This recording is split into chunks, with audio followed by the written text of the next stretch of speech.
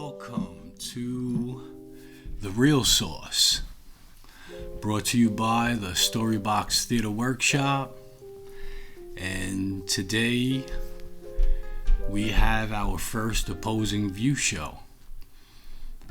And the topic we bring up is rap. Today we have a very special guest. Why don't you introduce yourself? Hi, my name's Corey. I am a longtime musician, general fan of music, Pittsburgh native, and we're gonna chit chat about some music, hip hop, and otherwise. So tell us a little bit about yourself, when you were born, and I'm a Gen Xer. Okay. All right. Early Gen X. So I came up in what at least now seems like the golden age of music, or maybe the silver age of music, I guess. So, all that, classic music from the 70s, I and the agree 80s. with that, yeah. I know we look at it maybe with it's like sort of that romantic view of the past. It gets, sort of retrospective music always looks better, and but I'm partial to that kind of music, Mm-hmm. And when I was a kid, I didn't have a lot of music. A lot of musicians, they have very musical households. My parents, my mother particularly, was really anti-secular music in the household. So we didn't we weren't allowed to have albums or records. We weren't allowed to listen to the radio. And my sister, she would, her and her girlfriends would sneak and listen to music. We had a kind of the R&B station in Pittsburgh. It was called Whammo FM 106, and she would sneak and she'd listen to these songs, and my mother really disapproved of that. But so I didn't really get into music until I was a little bit older. Was she religious, your mother? My mother was very religious. Yeah. Kind of, old school. Kind of grew up Baptist kind of a deal. And that was just sort of the way it was. So she saw a lot of that as basically a bad influence. Yeah, and I mean, she's not wrong, because popular music is often about sex or drugs and these kinds of things, and these are things that you don't want your kids exposed to. So looking at it as an adult, I kind of get where she was going. As a child, it seemed ridiculous, but honestly, I didn't care, because you don't miss what you don't have. I just wasn't into it. I didn't become aware of it. So honestly, my first exposure to music happened when I used to ride around with my father in the car, and he would have some random AM station on, and I would, there'd be a song from Rupert Holmes or the Doobie Brothers, or Slayer, Baby Come Back. Those are the earliest songs I remember hearing on the radio, that sort of stuff. And it wasn't a thing. It was just music on in the background. It wasn't we were driving down the street singing to each other. It was just the music was on and we were going wherever we were going. So, I didn't really get into music. My first record... Yeah, one time everyone was just listening to the same music. Yeah, right. Because all we can do is turn on the radio. The radio's all you had, and it was whatever stations you could pick up. That's what at you certain to. Hours of the day, it was the rock hour. Yeah. Certain, and then everyone just tuned in at the same time. That's for sure. And it's so true. It's you were listening to Led Zeppelin and the Stylistics and Doobie Brothers and James Brown, and the radio was. I mean, you look back now, they were playing a lot of different stuff. Yeah, for sure. My father had an 8-track player in the car, and he had 4 or 5 8-tracks, and it was all doo-wop music kind of a deal. Yeah. And he would just put those tapes in and you listen to them, the She Lights and that kind of stuff. And You know, it was never really into it, but like I heard it. You know, you just kind of like tolerated it as you couldn't even rewind those. No, you could only fast forward. Yeah, and half if of you want to listen to the song again, right. you had to turn the hit the button. Wow! And it would like half the song would play, and then it would change tracks, and then it would click. You remember that click? Yeah, the click halfway through. The halfway through click. That was great. Yeah, it was. I wish I had those old 8 tracks because I'd like to listen to them again just to see what they sounded like. I wonder if they were money. Oh man, I imagine they would be, but that's long gone. The car is long gone. The tapes are long gone. Yeah, they probably would have deteriorated at this point anyway. My first record was I went down to the GC Murphy and I bought a Gap Band song. It's called Yearning. It was like a kind of a slow song, you know. Wow. And it was like, you know, 49 cents or 59 cents or whatever it was. It was 45. And I played that song, I played that song, and I told my parents I wanted to play the bass because that seemed like a cool instrument. And well, actually, that's not true. My first choice was I wanted to play the saxophone. We went down to the school, you know, to see how much a saxophone cost, and it was, you know, a ridiculous amount of money for what my parents could afford, $1,000 or something. So I couldn't have a saxophone, so my second choice was a bass guitar. And it turned out that my father knew someone who was selling a guitar. My father didn't really know the difference between a bass guitar and a you know, regular guitar, electric guitar. So I ended up with an electric guitar. Wait, did he think he was getting you a bass? I think that's what he thought. Yeah. So I came downstairs one day. It wasn't Christmas, or I just came downstairs one day, and there was this guitar sitting there. And he said, "That's for you." And it was an old Stratocaster, like an off-brand Stratocaster. And I didn't know it at the time. The guitar was horrible. You know, it was not a really well-made guitar, and it was the action was terrible on it. It was virtually unplayable. So my mother went and signed me up for lessons. And I go down to the, you know, it was a drum shop and studio, and I started to take lessons, and the teacher said, "Yeah, you can't learn this guitar. It's useless." So he sold me a Harmony. Actually, he sold my mother a Harmony acoustic electric guitar, and I played that guitar for years and years and years. It was a really, really great guitar to learn on, and that was how I finally got into music. And I remember the first song I ever learned on guitar was a TV theme, and it was the theme song to Barney Miller. The bass, you know what I mean? I love that, man. And I remember my guitar teacher teaching me that song, and ever since then, you know, I said, well, maybe I'll give this guitar a go. And you know, I've been playing pretty much ever since. What music interests you the most? Different genres of music have different rules for putting the songs together, like in terms of composition, chord progression, scales and keys, you know what I mean? So the music that I write, it follows a lot of the rules of pop and EDM. Right. But it also has attributes of rock and jazz, you know? So I guess I would classify it generally as pop music, but you know, sort of with the other aspects of music sort of interspersed. Growing up, were you attracted in any way towards like more of like a hip hop style music in any way? Well, when I was a young kid, no, because hip hop wasn't a thing yet.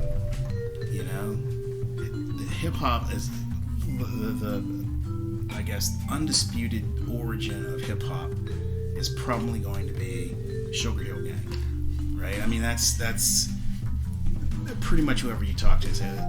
I guess that's the origin. And technically, I suppose there were people before Sugar Hill Gang making that kind of music, but that was the first, to my knowledge at least, commercial, widely available example of what you could consider hip hop.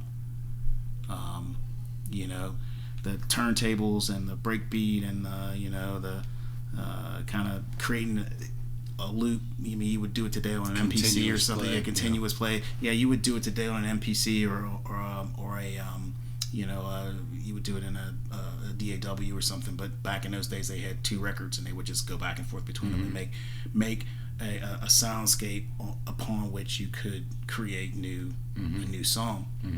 And it was absolutely necessary for people who didn't have the money, the time, or necessarily the musical skills to make music, but they had a desire to make music. And it actually is an ingenious workaround, if you think about it, to be able to get directly into that creative pocket without having to spend 15 years developing music in a classical in a classical way. So hip hop has had an advantage in the industry. Sure, because you can create hip hop music without necessarily Studying music. Not only studying music, but the huge expense that goes along with music. Like you don't need a horn section. You just sample a horn section. I mean, trumpets are expensive, trombones are expensive, saxophones are expensive. I mean, these things are thousands and thousands of dollars. Like a Selmer saxophone, you can pay $20,000 for like one of these things, and then it takes you, years and years and years of devoted practice to be able to make a sound. Like trumpets are incredibly hard to play. French horns are, and then eventually a salary. Well, sure, from playing it. Yeah, I mean, to make money on any instrument's hard, but like to have the skill to be able to do that is not an easy thing to do. Yeah. So it's a great way of bypassing the whole problem.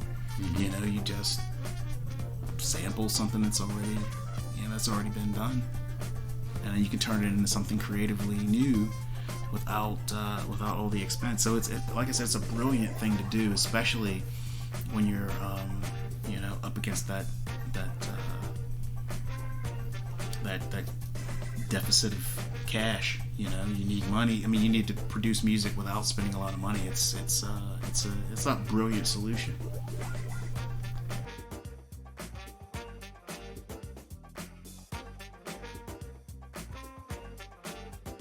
You heard it here first. Hip hop is actually one of the best solutions when you're broke. I mean, we're laughing, but people have become fucking, multi-millionaires, from nothing and just talking about it. Yeah, and sure. Now that's what I want to also touch on. It's the most cost-effective way to make music. I agree. Yeah. What's your take on rap? Well, if we sort of go back to what we were talking about a minute ago, like my first experience with rap music was, probably the 6th grade, I think it was, with the Sugar Hill Gang, and it was the 12-inch extended version vinyl, and I can remember being at a 6th grade dance or something. It seems like in a gym, and somebody had a record player and they're playing this, the Rapper's Delight. And like I said, I didn't have a big exposure to music at this point in my life. I was 12 years old or whatever. But I had heard that song before. And I'm not talking about Rapper's Delight. I'm talking about the song, And I had no idea how they made it or what the deal was. I didn't even realize it was different people that were making this song. I thought it was the same song. Like, that was my first experience with it.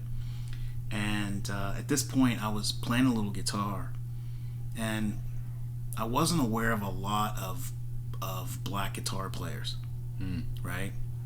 And like the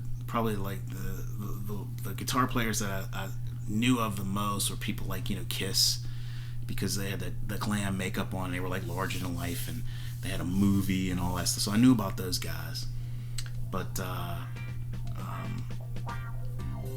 Chic, I knew about him now. I mean, he was a brilliant guitarist, and Good Times and La Freak and those songs were you know, that was like a big thing. Yeah. I knew those songs, and he went on obviously to be a big producer, and so many songs I couldn't even you know, talk about, like his Vita. He, you know, it's deep. Yeah. But I liked the way he played guitar, and I liked, and I suspect this is why this song was chosen.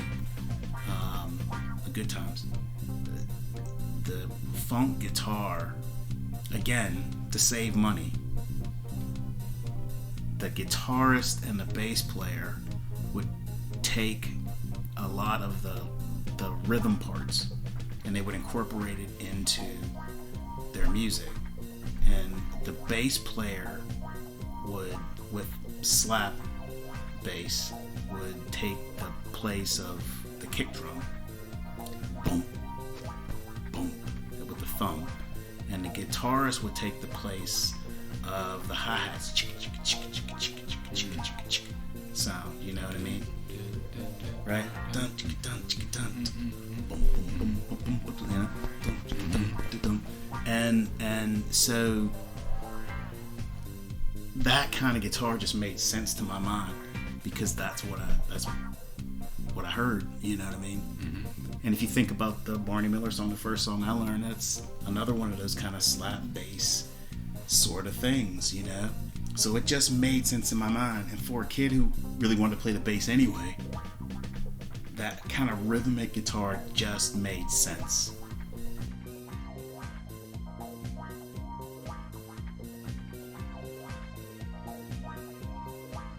Initially, all I heard was the guitar and the bass, because that's all I was focused on. So, you know, I'm just listening to that loop over and over again, and that's all I heard. And I can remember my sister, who was at this point a little bit more deep into music than I was, because she was sneaking and listening to this stuff for years and years and years, and I was out riding my bike and skateboards and that kind of thing. But I remember she came up, she says, "Hey Corey, did you hear the part about the food?" And I can remember this distinctly. "Did you hear that food? But the food, you got to hear about the food." And I was like, "What are you talking about? The food, that song, you got to hear the food." And we played the song. She had it on a cassette tape, you know what I mean? And she played that part for me, you know? Have you ever went over a friend's house to eat and the food just ain't that good, you know that?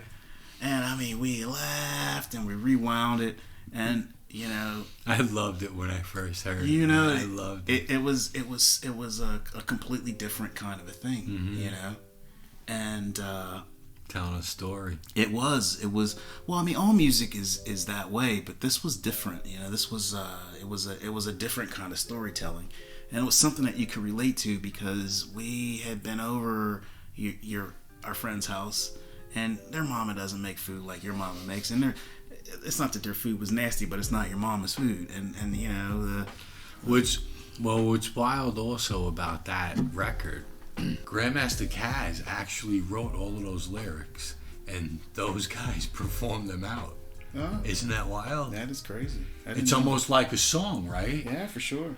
Yeah. You would think, like, how come no one ever tried to even redo it? Like, you know, just with the, you know, it's kind of wild. But people don't really do that in rap music a lot. Rap isn't known. Generally true. Yeah. But in pop music, it happens all the time. You know, there'll be like a handful of songwriters that write pretty much everything on the radio. You know? Yeah. And so, why not write music? I mean, it makes sense, you know. I just want to flash by you, like, go into like different kind of rap. Sure. You know. Well, if we go sequentially, then not that I want to necessarily dictate what song we talk about next, but it's probably for me. See, so you're someone, basically, you're musically driven. Yeah, for sure. That's what it is. A lot of people can look at rap like it's quite flat. You know, I never saw it like that, really. A lot of people tend to look at rap like it's not real music, you know. Well, maybe. I really didn't think it would probably persevere. I guess my first thought about Rapper's Delight was it was like kind of a one-off. When I saw people like Blondie doing it, not all that well in my opinion. You know, like I listened to that that song today, and it's kind of cringe. I think what happened with that was Blondie was a part of the other subculture in Manhattan, and a lot of people tend to think like nowadays you don't really see like punk rockers hanging out in a hip hop club.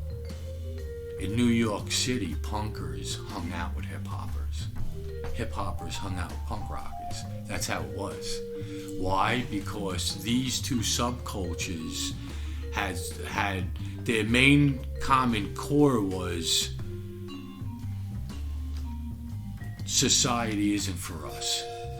We have our own way of thinking, our own way of life, and that's why those two subcultures kind of like click together. I get that, but you know, how is that any different than rock and roll? How's it any different than jazz? I don't bebop. I don't think it is. Music is always on the avant-garde. In fact, art is always on the avant-garde. Real art, it always is. 100%. So 100%. That totally makes sense. I mean, I didn't know that before you said it, but it completely makes sense that would be the case. Yeah. But now I just want to play some other stuff. Okay. You know, because you're musically driven, so I can see like the way you perceive like certain rap and the way that it's written, the music to it. You know, the lyrics. I would say it evolved. Like Rapper's Delight is a silly pop song from a standpoint of rap music. You know, it's like bubblegum pop. You know, your boyfriend's, my boyfriend's back and you're going to be in trouble. Yeah. You know, hey now, whatever. It kind of is not weighty. It was really, the first thing that came out that everyone could relate to because of the music. Correct, yeah. And it's because it was written. The real stuff, a lot of people couldn't even relate to. It was too raw. That's probably true. Too underground. Which is why it wasn't ever released by a major record label. They didn't think it was marketable, and they're probably right. But as rap evolved, as all genres of music do, it became more intricate, and it became also more diversified. And so, like, there isn't one kind of rap or hip hop, and some of it I like a lot more than others. But I'm sure we'll get to all that. I'm not sure if I should play the beginning or the middle.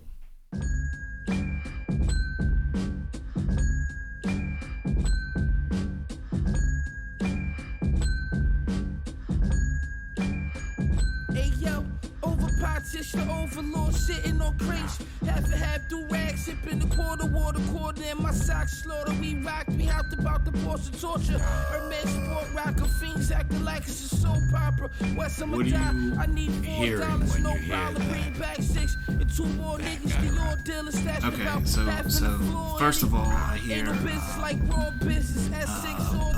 very static, on the grid loop. Very simple melody, 3 notes, an arpeggio, right? And then to flesh it out, and again, going back to our theme before about how to make economical music, right? I hear a whole series of sounds that are just vocal sounds, but they remind me of sounds that, you know, you hear kids make, that we made as kids, you know, just kind of, but done in a way it's still musical, it's rhythmical, but witty. It is witty, yeah. You know, a lot of sardonic kind of comments, and almost like a back vocal slang. Yeah, for sure. Creative slang, for sure. And it's again, it's exactly what those old jazz dudes used to do back in the old days. You know, if you sort of listen to how like jazz works, jazz music is not all that complicated. It's usually, you know, a 3-chord progression, but they're able to fill it out with so much stuff, with all these different instruments, and everybody's kind of taking their turn, and it makes it sound like a controlled chaos. And that's what I hear when I hear that song. It's like a controlled chaos, and it works. All right, you know what? I'm gonna go on to a different MC. Thirsty man. Berg Flacco, black skinned independent descendant from Morocco, Morris style, Unya de Gato, cat's claw. Set up a whore, run from the rich, get to the poor, sat behind the door. Government forces, marry a daughter for 16 horses, bringing in the office, big bosses enforce laws, prosecutors line, brothers crying on death row. Berg Flacco, carry on, roll like Judah Lion spine, executed with my 14-shot Ruger, smoking Buddha from a Muda, a Gouda, Batata, escape like Kenyatta, 37X, who up blocks and text, praising amazing grace. My slogan is word to mama, I die blazing like said it all. If I listen to the song several times through, and maybe, yeah. But like I don't connect with music like that. I don't connect with rap music like that. The kind of rap music that I prefer, and there's some exceptions, like Wu-Tang, you know, was, you know, they were a little bit more that like that sort of like East Coast sort of flavor, but like I preferred the West Coast synth rap that had really nice melodic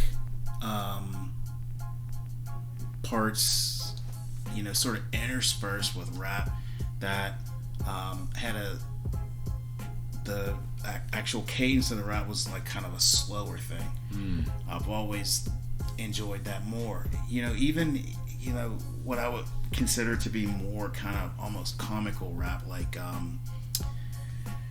Too Short, that sort of thing. And the reason I say that's comical is because, you know, he's rapping about something that's just not really to be taken too seriously. He's rapping about, you know, prostitutes and that kind of thing. And I mean, that's all fine, but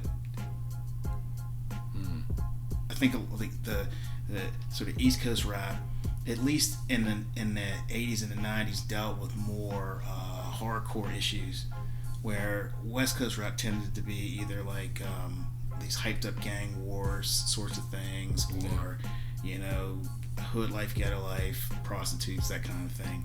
And it was more I don't know, like a caricature of life in the ghetto, as opposed to, I think, the East Coast stuff, which was much more grounded in reality and gritty. And that's probably why I like the West Coast stuff better, because it was almost more theatrical, and I enjoyed it a lot more. So now, what's your take on like today's rap?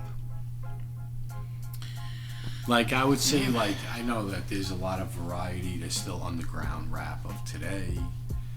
You know, there's the mainstream. There's, you know, the weird stuff that most people don't even get a chance to hear. Weird stuff I probably don't know, because it's weird. So I don't know it. I will say that, you know, I took a hiatus from especially rap music. You know, when my kids were young, before my kids were born, you know, if you're gonna listen to rap music, as far as I'm concerned, like I can't take listening to it like on a clock radio or something like that. It has to be like, I mean, you gotta have like at least 12-inch subwoofers.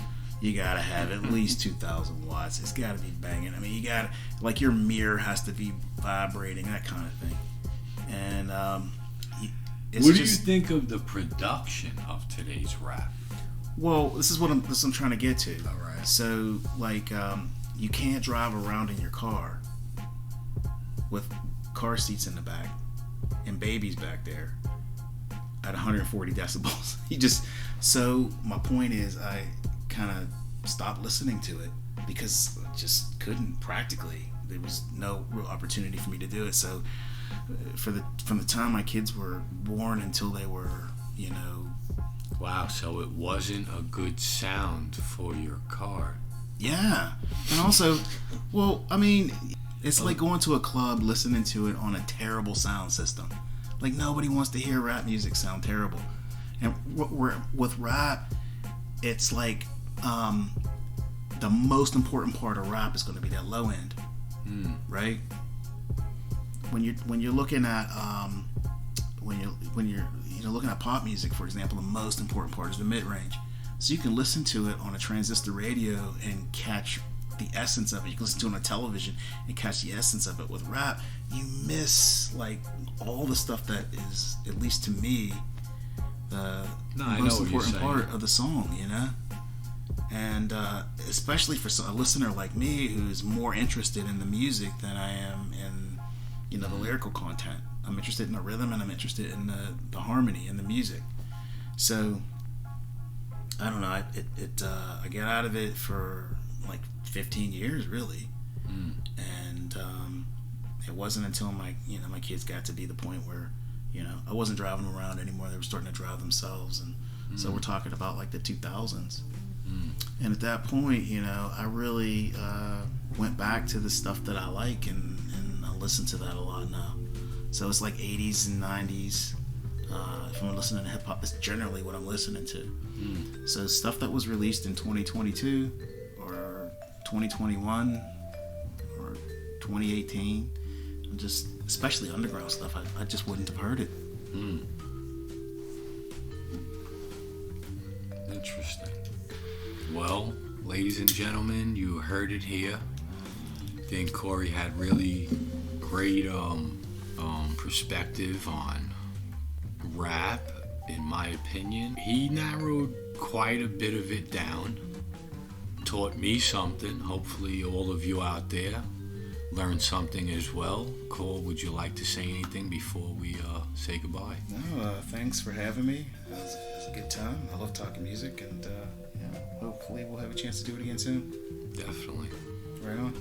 Well, I hope everyone enjoyed the show, and I hope everyone continues to tune in. We're taking it a little slow, but we're growing day by day, and thank you for listening. Take care.